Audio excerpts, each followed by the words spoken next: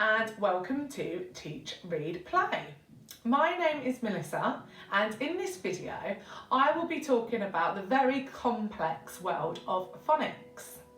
So in this video I will be talking about what phonics is, how we use it to teach reading and writing and the impact that it has on early reading and writing.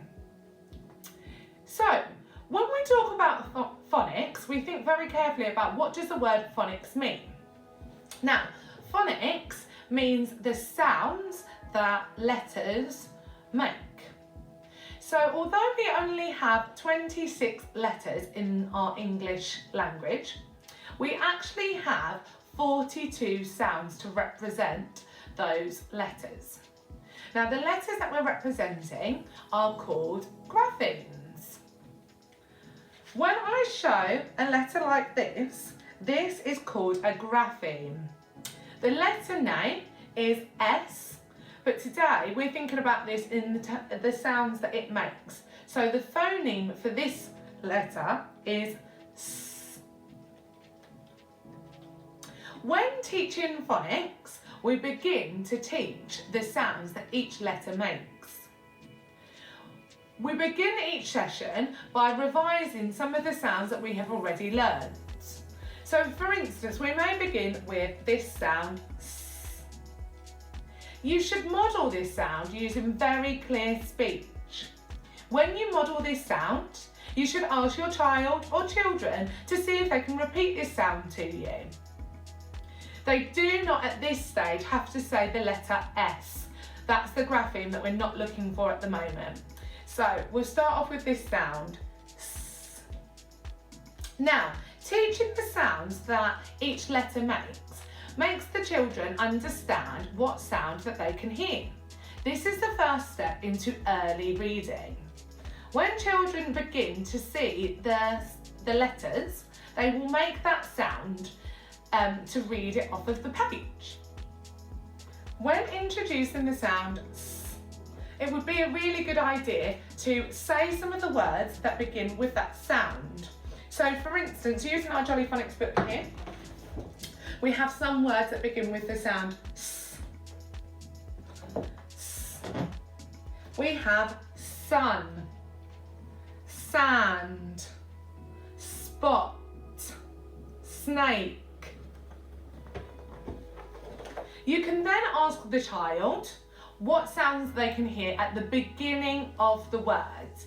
This is called sound discrimination. Being able to identify what the sound is and the initial sound that becomes at the beginning of each new word helps a child to identify what that sound is and where it comes in the words.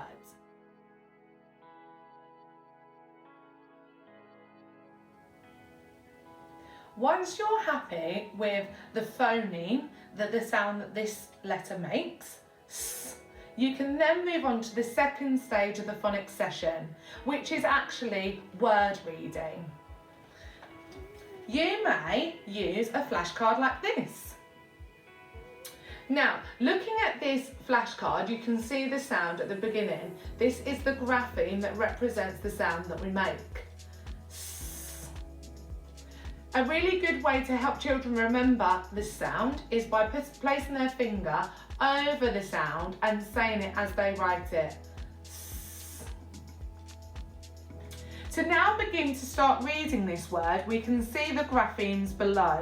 There are 3 graphemes here and these each make one individual sound.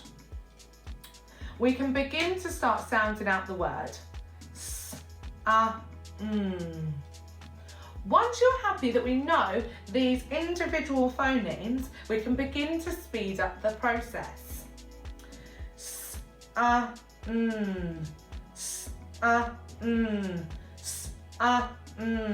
The quicker that you speed up the process of making each individual sound, the easier it is to blend it together. After segmenting each of these sounds, blending the word is by saying the words aloud. You would expect a child to be able to say sun. This word is sun. Turning the flashcard over, you may see a visual representation of that word. This is the sun. You can below see 3 buttons. These buttons represent the amount of sounds in this word. In the word sun, there are 3 sounds.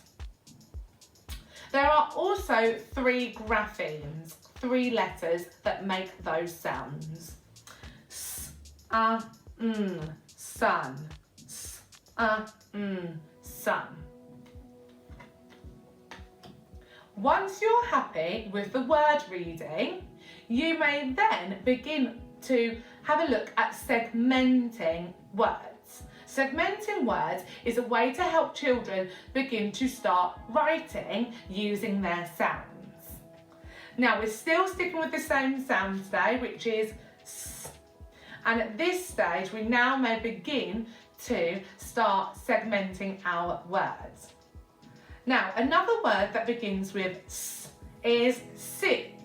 To get children to be able to distinguish the different sounds in sit, you may use 2 different strategies. You might want to break the word apart by robot talking the sounds. S, it, sit. You may also want to count the sounds together. S, it, sit. Once you are happy that you've established each individual phoneme, you now may start writing the grapheme to correspond to the sounds that you can hear. Now, to begin writing the word, I'm going to say the word loud again. S, it.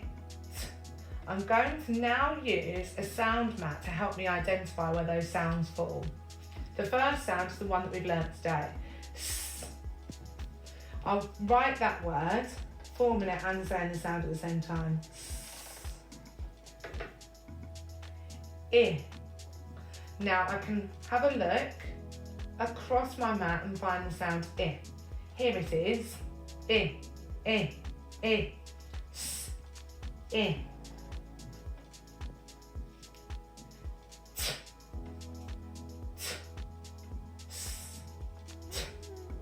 Here's T.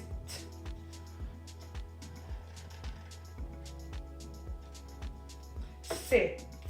Now, once you've written that word, it's a really good idea to put the sound buttons back in to show that you've discriminated each of those sounds. S, I, T, sit. This is called a CVC word. So we have a consonant, a vowel and a consonant. Now, 86% of words in the English language are decodable. That means that we can use our sounds to segment the words and blend them and read them off of the page. However, 14% of the words in the English language are not decodable words. Therefore, children need to learn these words through sight reading. That means looking at the words and remembering them off by heart without having to use their sounds, because the sounds that they use will not give them the correct words. Now, we are using Jolly Phonics to be able to learn phonics.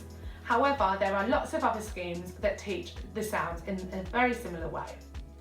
Now, please subscribe and watch the next videos to learn each of the sounds in order and the sight words in order as they progressively become more challenging. Thank you for watching.